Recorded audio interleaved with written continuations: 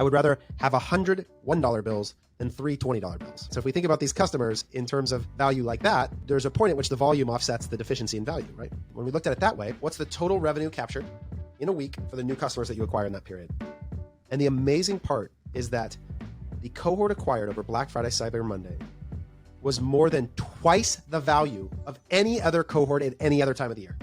Hey everyone, welcome to the Ecommerce Playbook Podcast. My name is Richard Gaffin. I'm a copywriter and sometime professor here at Common Thread Collective. And of course, I'm joined again by the Common Thread Collective CEO, Taylor Holiday. How are you doing, Taylor? Doing great. 3 weeks out. 4 weeks, 3 weeks out. Showtime, baby. That's right. Where we're sitting, it's 4 weeks out from Black Friday. When this episode goes up, it will be a mere 3 weeks. It should be November the 10th when everyone's listening to this. So Black Friday is getting closer and closer.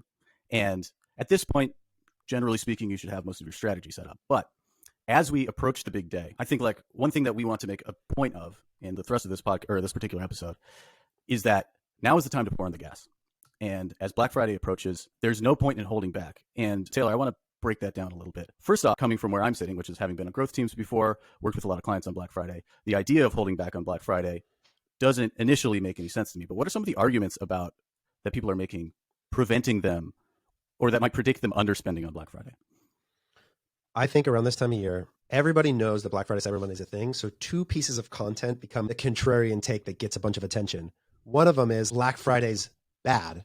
It's not going to work. Don't do it. That becomes a thing that somebody writes that article because it's beneficial. And they usually take one of 2 approaches. Either it's going to not be profitable. There was a thread from Drew Sanaki that I think is a good cautionary tale about running a sale without really having clarity of your unit economics and then running a bunch of net negative contribution sales, which you shouldn't do. Or I've seen some content around like Black Friday, Cyber Monday customers are bad customers.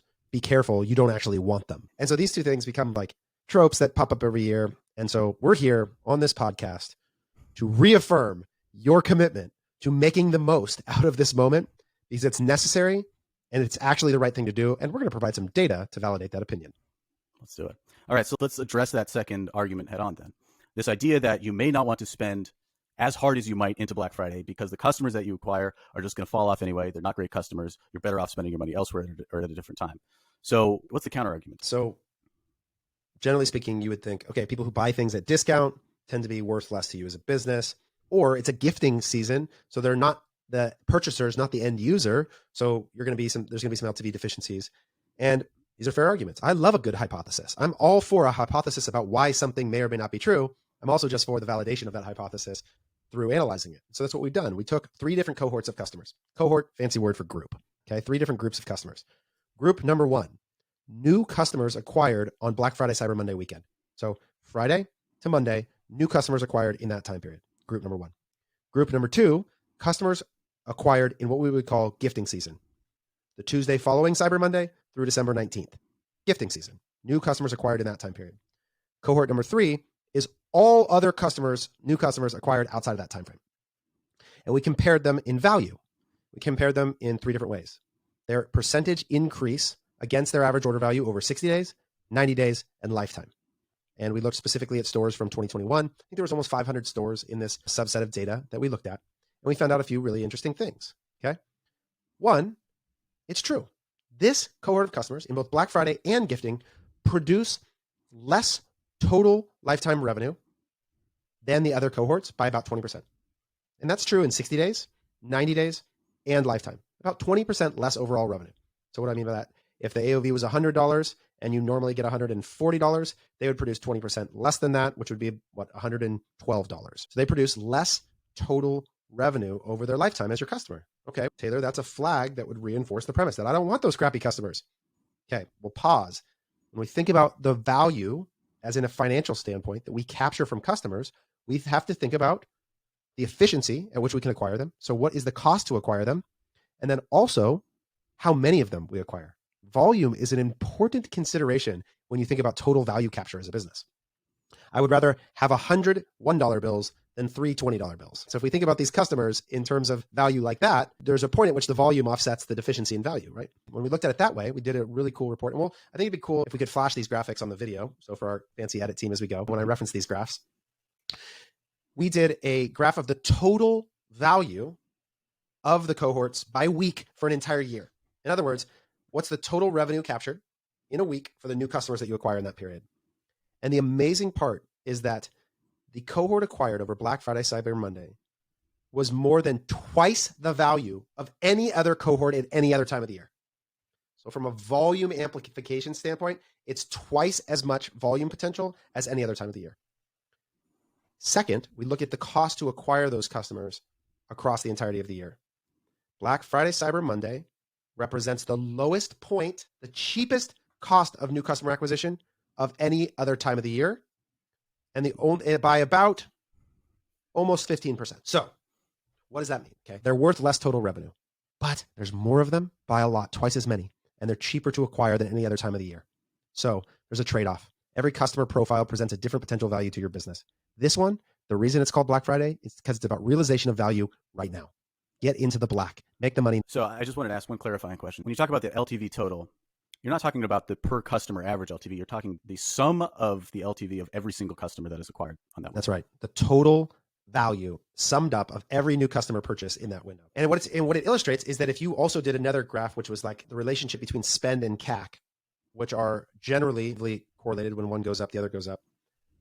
The rate, the amplification measure, in other words, how much can you spend while holding CAC constant, is the best during Black Friday, Cyber Monday of any other time of the year. In other words, let's say you created a ceiling, or in our world, we might call it a cost cap, for what you're willing to pay for a customer. And you said, how much flow, we like to call it, like reference this in terms of pipes, how much dollar flow could I get through at that cap? You'll get more dollars through at Black Friday, Cyber Monday than any other time of the year. So it has the best magnitude potential for new customer acquisition as well. Yeah, and it may be surprising to some. I'm not saying it's surprising to me, but the fact that, or the idea rather, that CAC is lowest during Black Friday. It makes sense in the sense that everybody is biting on this offer, but the language is almost always around CPMs being outrageously high. Yes. Black Friday is an expensive time to buy traffic, but as it turns out, the acquisition cost is offset by the fact that so many people are converting on your spend. Well, right? People, they mistake the causal direction here. Are CPMs high because of the time of the year, as if the calendar is the thing that causes the increase in CPMs? That's not how it works. CPMs are a function of supply and demand. What causes the demand to increase? It's working. There's efficiency, right? And so what happens is the price of the inventory rises off the back of the increase in volume of spend, which is caused by an increase in efficiency. Like, it's a trade-off. The conversion rate outpaces the CPM price, and that's arbitrage. That's how you create efficiency. It's why it works best this time of year. It continues to reinforce why CPMs are sort of like the boogeyman of our industry, that are the most misleading indicator of anything ever. And speaking of CPM, so we were having a conversation before we hit record around one other element of this, which I think is interesting. And the analogy I used anyway was Mark Cuban's advice for starving college students, which is to buy consumables like paper towels in bulk as much as you possibly can. Because next month, next year, the following year, paper towels are going to be more expensive and you'll end up paying more for them over that course of that time. And from what I understand, it's a similar situation with at least Facebook CPMs, but just spend in general, right?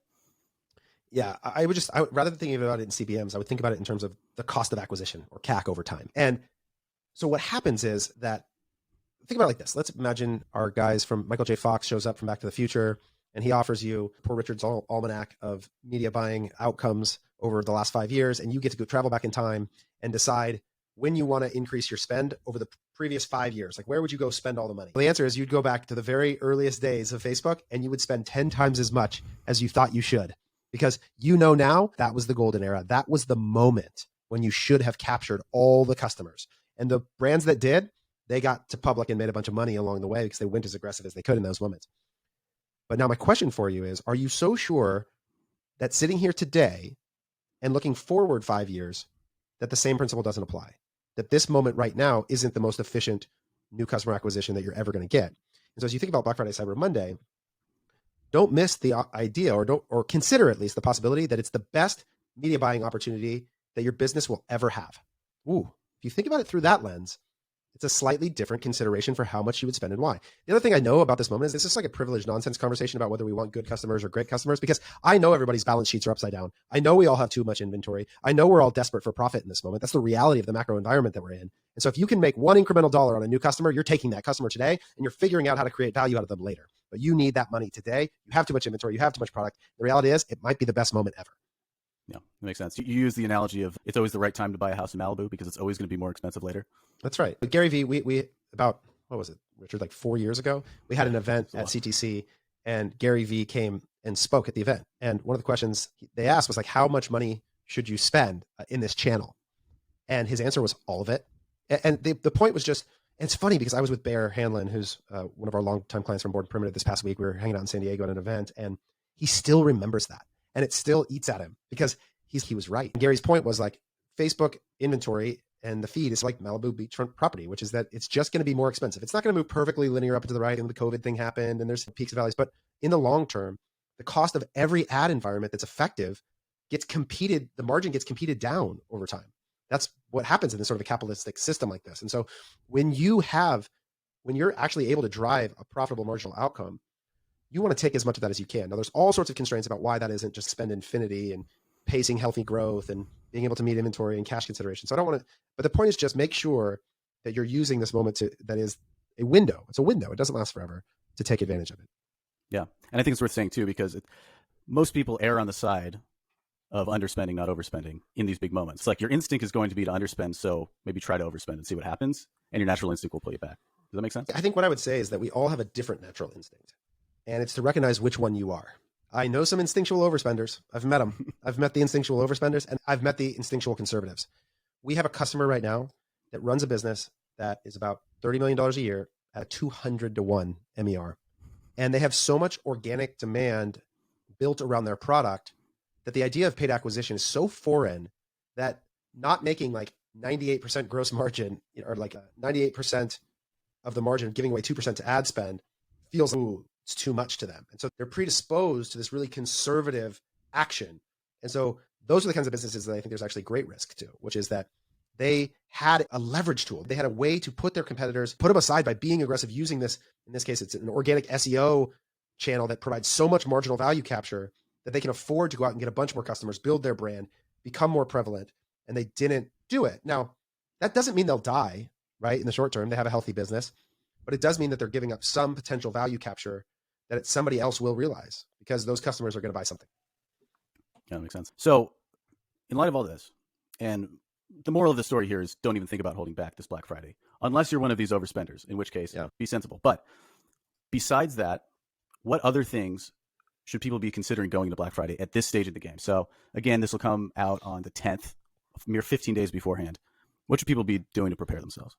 So I want to call out two other specific categories of businesses that this advice might not apply to real fast. So one is you're a product that isn't going to benefit from a significant increase in conversion rate on Black Friday, Cyber Monday, or in a gifting period. And this usually has to do with like supplement companies. Supplement companies are not really a gift. You don't necessarily always bulk purchase them. Maybe you do of them. But like pet food, as an example, doesn't have a big value proposition as a gift necessarily. Practical objects, it can actually be a very difficult time for you because you aren't benefiting. The CPMs are rising and your conversion rate isn't. And so you have to be careful. So you do need to know whether or not you are one of those kinds of brands that benefits from this moment. Are you a great gift product is an easy way to think about it. Or do you have a great offer that's going to meet people in this moment? So I've talked to a few of these health and wellness brands that really, I would actually reserve your budget because your moment of increased conversion rate relative to CPM price is actually January. It actually starts the last week of December and rolls into January. And you just are moving the calendar back a month against the same exercise and game, the same mechanics that make it, but just know that this isn't yours. This moment isn't yours, but it's coming, and that's okay. The other one is what is it, 6 years ago that we launched a brand on Black Friday, Cyber Monday? We launched opening day supply. Do you remember that? I do. And one of the realities of Black Friday, Cyber Monday advertising is that it's a common trope that your existing ads always outperform all the new creative that you make on Black Friday, Cyber Monday that you spend all this time stressing out about because there's that historical data about what the bid expected conversion rate is and the ads get delivery and you don't struggle. With little to zero pixel data, it's very hard for Facebook to price your bid appropriately for you to win efficiently because there's just not enough information. And so it's really hard to get delivery on that day if you have very little historical pixel data, and it's hard to do it efficiently because the ECR, the expected conversion rate portion of your bid formula, is basically unknown. And so it's very hard. And so Facebook's going to deliver ads that are more likely to achieve their outcome. And so that's going to be challenging. So I just want to add those two caveats. If your health and wellness or this moment doesn't apply to you, be careful. And if you're brand new, it sounds like a great day to start advertising. And I gave you a bunch of reasons why, but the mechanics of the ad platform specifically might limit your ability to do it. So then let's go back to my original question. So let's say you're one of those brands for whom Black Friday is the moment that you need to lean into. What are the what should your last 10 days look like in preparation for this moment? You have an initial premise about what's going to happen.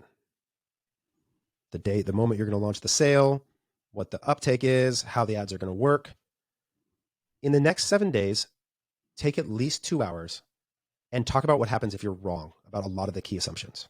Okay. In both directions. Spend some time red teaming your plan. We have this offer and it doesn't work. We send the email and less people respond than we think. The ads suck. The click-through rates are terrible. What would we do? And I've talked about this before, where in Bamboo Earth, one of the things that we do to help us hit our forecasts way more often is we have the contingency promotion, right? This idea of the offer that we run the last week of the month. If we're behind on our revenue expectation, we know the subset of users that it's going to go to. We know what product it's going to be. Just hold it there, hoping we don't have to use it because the new customer acquisition was so efficient at full price, but it's there. Do the same with your Black Friday, Cyber Monday offer. So we're going to go live at midnight on Friday. This email is going to go out with this offer. If within the first 12 hours, the offer sucks and nobody's responding, you can change it. Like, you're allowed to do that. And maybe have a thought exercise about what that would be. And maybe make that one email that's a Hail Mary if you need it email. That's like, for the last 2 hours, you're going to go even deeper than you needed to because you've got to move this inventory. I would do a little bit of work around that. We tend to have really strong assumptions about our expectations being more accurate than they're likely to be. And I just would give yourself some consideration for plan B. Cool. Anything else you want to hit? I've been following, we're starting to keep track of the questions about how early, what are the offers. If you're in a product category where competitors sell on some of the main sites, right? So I was looking today, Walmart's deals are all live on the homepage. Sales start online November 7th and start in store November 9th. Okay, so that's Walmart. And the biggest offers are like a 55-inch TV for $188. If you're selling TVs, they give it away earlier in a way that you know what you're competing against in the market. How compelling is your offer? There's a Keurig for $35. You can get a remote control car for $49, a Bluetooth speaker flip for $59, AirPods $160. Like, is there a product that you're selling? And can you get a sense of what the market is going to drive the price to? Because I think this year might be steeper than normal. There's a lot of extra inventory. And if you can get a glimpse into what consumers are being offered in those places, tune in and see if it can help inform what you're doing. Thanks again for joining us on the E-commerce Playbook podcast. Please remember to rate and review. And if you're watching on YouTube, remember to like and subscribe. Speaking of offers potentially sucking, if you're having trouble figuring that out, or you need something to fall back on if the case or if the moment demands it, go ahead and check out the link in the episode description to learn more about our BFCM database, which, for those of you who follow our email, have already seen us some messaging about this before. But this is a sortable spreadsheet of every single Black Friday offer from 2PM's DNVB Power List, which is essentially the top 600 fastest growing brands in e-commerce. We sat down for hours and hours, screenshotted every single Black Friday offer that day, put it in a database, and made it sortable. So if you're interested in checking that out, check out the link in the description. And as always, if you're interested in starting a conversation about working together, don't hesitate to drop us a line at commentthreadco.com. We would love to chat. Have a good one, everyone, and happy scaling. And if you made it that far and you listened all the way to the end, here's a special offer for you. Leave us a review, send me a screenshot, and I'll give you the Black Friday images for free. You got to DM it to me on Twitter. There's got to be a review, and I got to have a screenshot. Appreciate you.